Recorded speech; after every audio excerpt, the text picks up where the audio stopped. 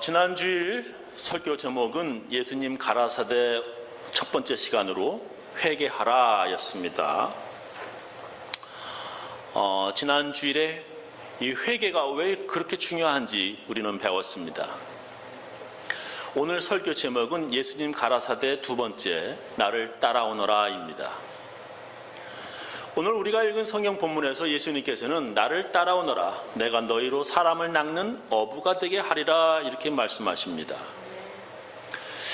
오늘 읽은 말씀이죠. 갈릴리 해변으로 지나가시다가 시몬과 그 형제 안드레가 바다에 그물 던지는 것을 보시니 저희는 어부라.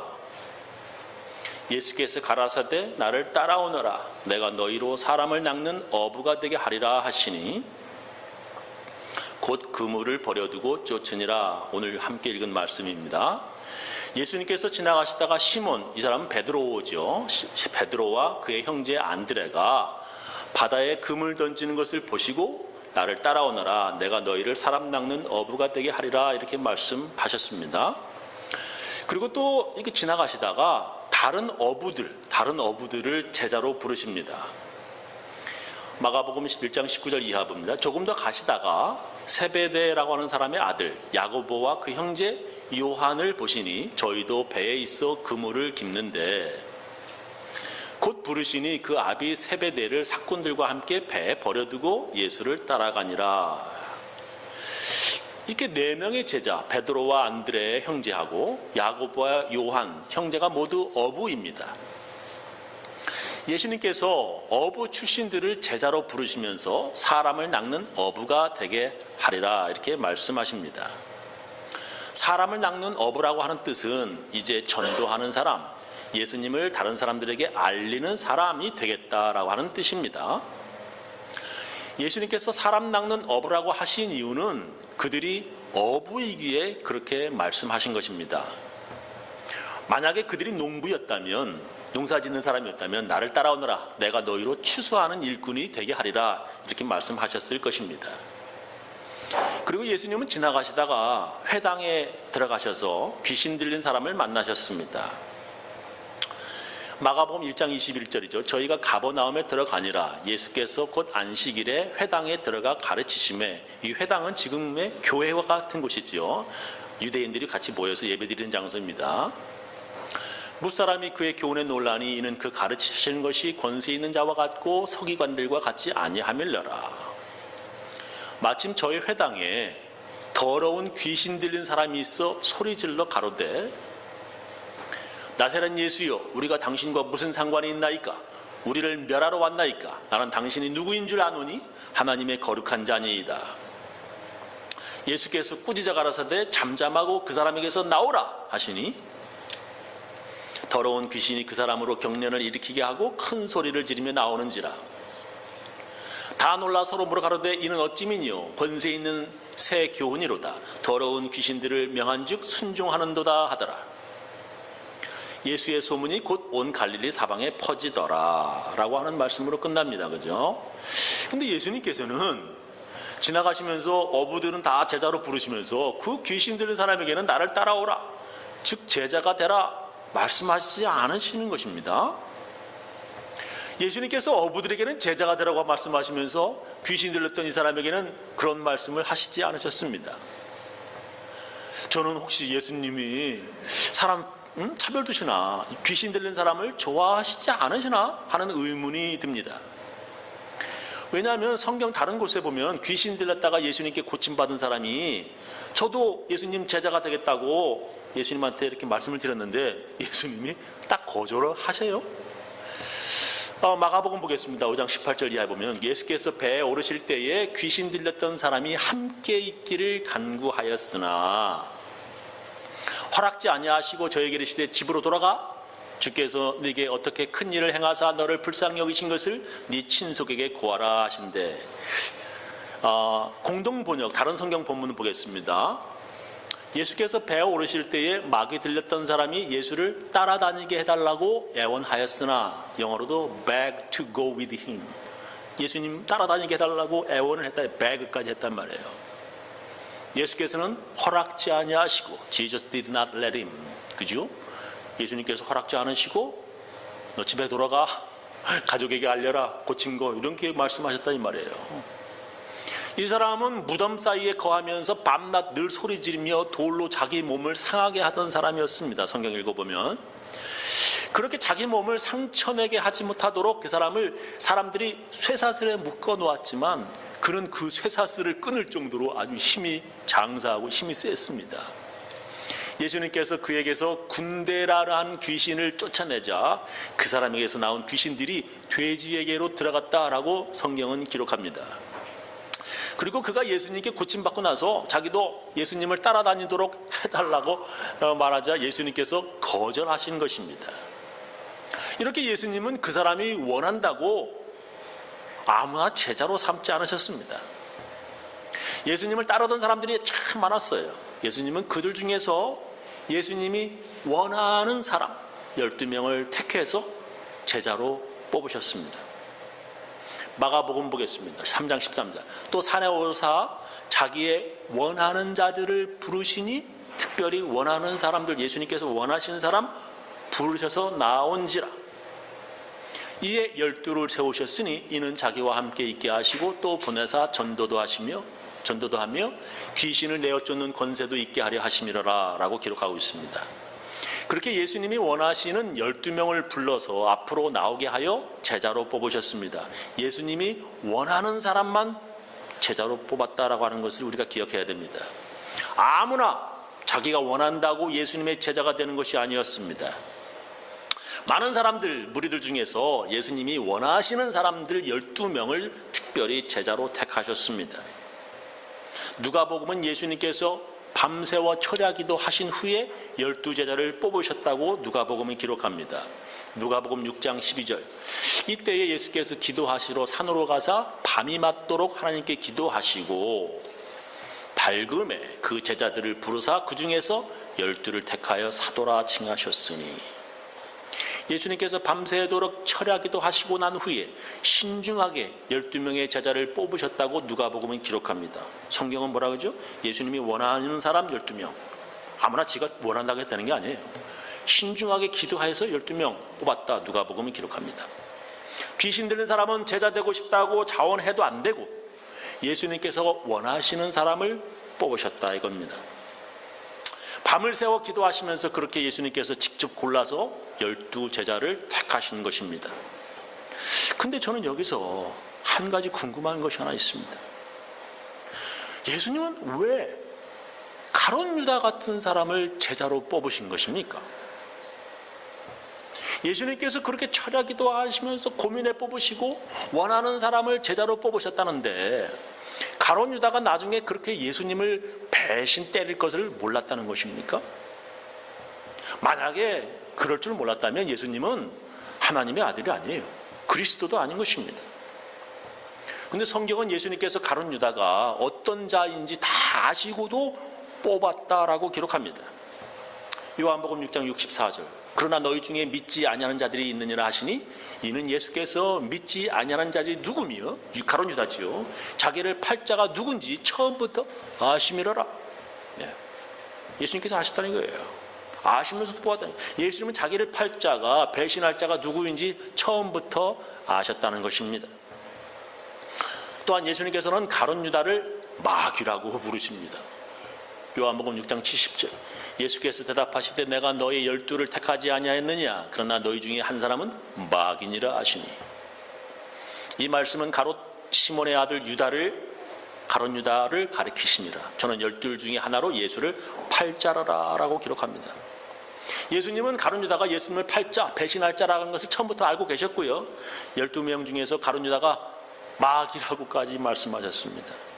그런데 왜 그런 자를 제자로 뽑았냐는 것입니다.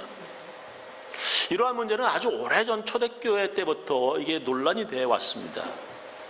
예수님이 가룟 유다가 어떤 사람인지 모르시고 뽑으신 것이 아니라 다 알고도 뽑으셨다 이겁니다.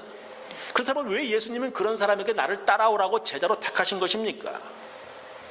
초대교회 때 어떤 이단들은 이렇게 얘기했습니다. 가룟 유다는 예수님의 구원 사역을 돕기 위해 하나님께서 보내신 특별한 사람이라고 주장을 했습니다. 그러한 내용이 바로 유다복음서입니다. 요즘에 발견됐죠. 유다복음서. 하나님께서는 하나님의 아들 예수님을 모든 사람의 죄를 대신해서 십자가에 죽는 사명을 주어서 이 땅에 보내셨고, 또한 하나님께서는 가룟 유다를 그런 예수님의 사명들을 돕기 위해서 이 땅에 태어나게 하셨다라고 하는 것입니다. 유다복음서의 기록에 의하면 가룟 유다는 예수님을 배신한 제자가 아니라 예수님의 구원 사역을 돕기 위해서 이미 예정된 하나님의 귀한 일꾼이라는 것입니다.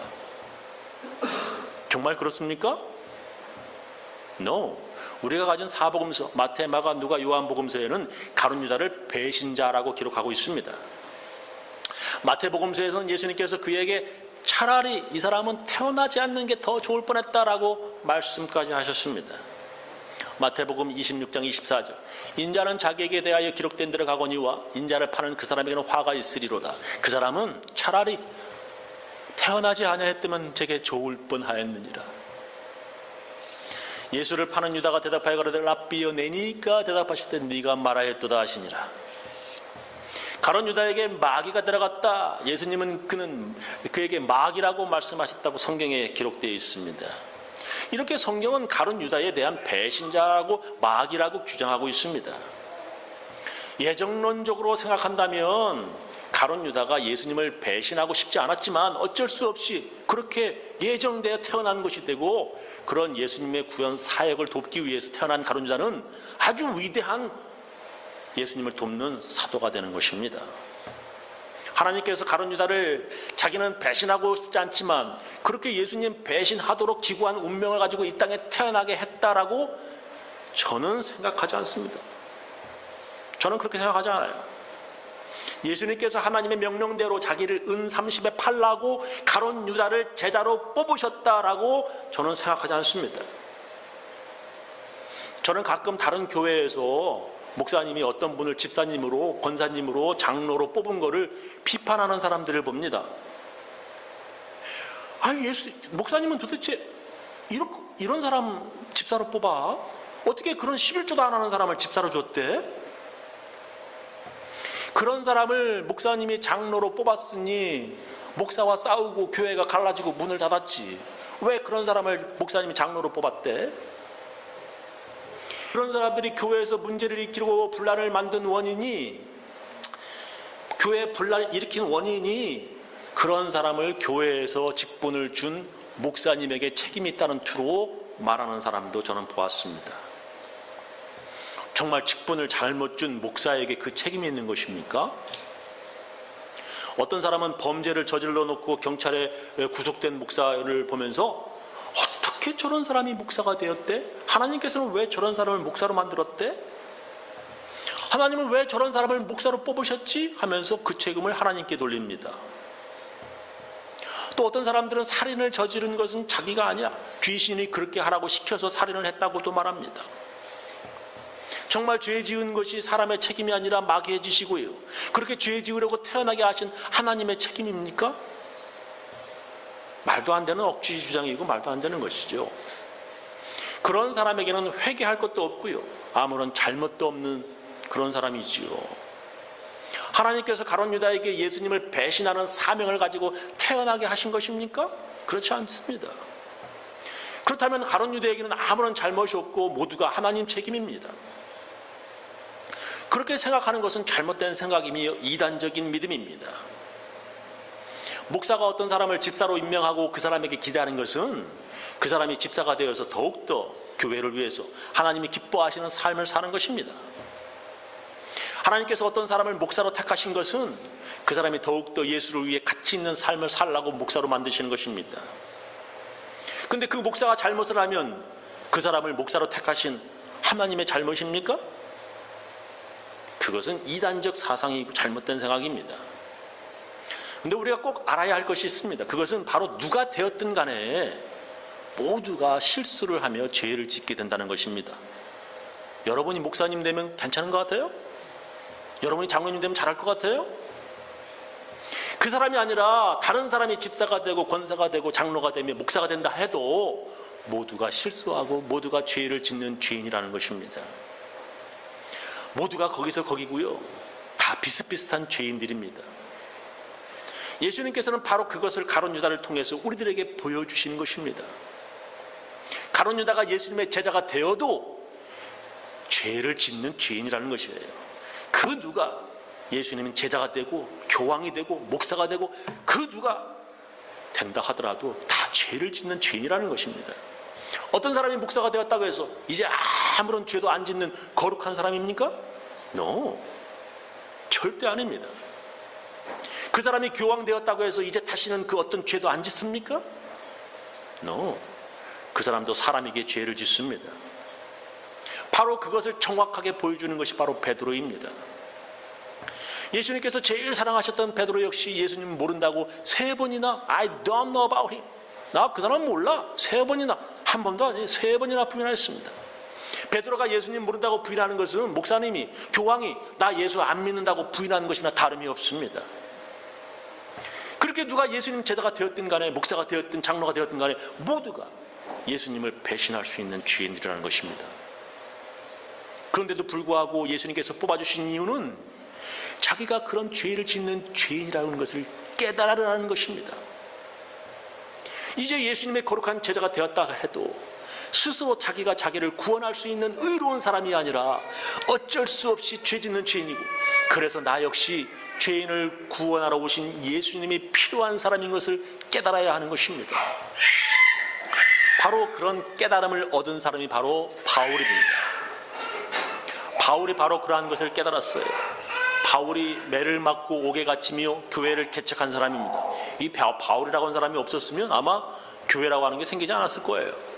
바울이 굶어가면서 뱀에 물려가면서 전도했고요, 거친 풍랑에 죽을 뻔하면서 예수를 전한 사람이 바로 이 사도 바울입니다. 그리고 바울은 성경을 기록한 성령에 충만한 사람이었습니다. 그런데 바울도 자기 자신을 어쩔 수 없는 죄인이라고 이렇게 표현합니다. 로마서 7장 15절 이하, 나의 행하는 것을 내가 알지 못하노니 곧 원하는 이것은 행하지 아니하고 도리어 미워하는 그것을 함이라. 만일 내가 원치 아니하는 그것을 하면 내가 이로 율법에 선한 것을 시인하노니 이제는 이것을 행하는 자가 내가 아니요 내 속에 거하는 죄니라. 내 속 곧 내 육신에 선한 것이 거하지 아니하는 줄을 아노니 원함은 내게 있으나 선을 행하는 것은 없노라. 내가 원하는 바 선은 하지 아니하고 도리어 원치 아니하는 바 악은 행하는도다. 만일 내가 원치 아니하는 그것을 하면 이를 행하는 자가 내가 아니오 내 속에 거하는 죄니라.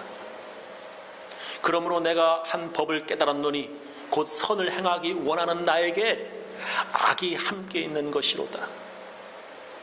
내 속 사람으로는 하나님의 법을 즐거워하되 내 지체 속에서 한 다른 법이 내 마음의 법과 싸워 내 지체 속에 있는 죄의 법 아래로 나를 사로잡아 오는 것을 보는도다. 오호라 나는 곤고한 사람이로다. 이 사망의 몸에서 누가 나를 건져내랴. 여러분, 이걸 기록한 사람이 성령에 충만한 성경을 기록한 사도 바울이었습니다. 성경을 기록한 바울도 그렇게 자기 자신이 죄인임을 고백했습니다. 그러면서 바울은 자신을 죄인 중에 괴수, 두목이라고 하는 거죠. 디모데전서 1장 15절, 미쁘다 모든 사람이 받을 만한 이 말이요 그리스도 예수께서 죄인을 구원하시려고 세상에 임하셨다 하였도다. 죄인 중에 내가 괴수니라, 이렇게 기록합니다. 예수님께서 제자로 뽑아주신 것은 하나님의 은혜입니다. 교회에서 집사로, 권사로, 장로로, 목사로 뽑아주신 것은 하나님의 은혜입니다. 내가 그런 자격이 있는 사람이 아니라 하나님의 은혜로 된 것입니다. 가룟 유다가 예수님의 제자가 된 것은 예수님의 은혜입니다. 예수님께서 예수님의 제자답게 살아보라고 은혜로 뽑아주신 것입니다. 그러나 가룟 유다뿐만 아니라 베드로도 그렇고요, 그리고 우리들도요, 모두 그와 같이 예수님을 배신할 수 있는 죄인들입니다. 사도 바울 역시 자기 안에 자기도 어쩔 수 없는 강한 죄의 힘이 있다고 고백했습니다. 그래서 어떻게 해야 합니까? 우리가 어떻게 해야 돼요? 예수님께서 처음 우리에게 말씀하신 것처럼 회개하여야 합니다. 우리는 회개하며 살아갈 수밖에 없는 죄 짓는 사람들입니다. 베드로 역시 새벽 딱 울 때 통곡하며 회개하였습니다. 만약에 가룟 유다가요 베드로처럼 회개하였다면 아마 가룟 유다는 베드로보다 더 위대한 사도가 되었을 것입니다. 왜냐하면 죄가 많은 곳에 은혜가 넘치기 때문입니다. 이 말은 죄를 더 많이 지으라는 말이 아니고요, 내가 죄인이라는 것을 깨달으라고 하는 말입니다. 자기 자신의 죄를 다른 사람들보다 더 많이 깨닫는 사람은 하나님의 은혜를 더 많이 받습니다. 사람들은 하나님의 은혜를 생각하지 않고 환경 탓하고요, 목사 탓하고요, 교회 탓하고요, 하나님의 탓으로 돌립니다. 그런 사람들은 회개할 수가 없습니다. 그런 사람들은 은혜 받을 수가 없습니다. 가룟 유다가 회개할 수 없는 것처럼 말입니다. 예수님께서는 가룟 유다가 하나님의 은혜를 깨닫도록 그런 사람을 제자로 뽑아주셨습니다. 그러나 그는 끝내 예수님의 기대를 저버리며 회개하지 않고 자살해 죽었습니다. 그것이 나를 따라오너라 하며 제자 삼으신 예수님의 책임이란 말입니까? 아니면 이 세상에 태어나게 하신 하나님 때문입니까? 그것은 회개하지 않은 가룟 유다의 책임입니다. 회개하지 않는 사람은 하나님의 은혜를 받지 못합니다. 자신이 어쩔 수 없는 죄인이고 그런 죄인을 위해 오신 예수님 믿지 아니하면 아무런 하나님의 은혜가 되지 못하는 것입니다. 저는 우리 교인들이 가룟 유다처럼 회개하지 못하여 은혜 받지 못하는 사람이 아니라 베드로처럼 회개하여 은혜 받아 예수님의 귀한 일꾼들 다 되시기를 예수님의 이름으로 축원합니다. 기도하시겠습니다.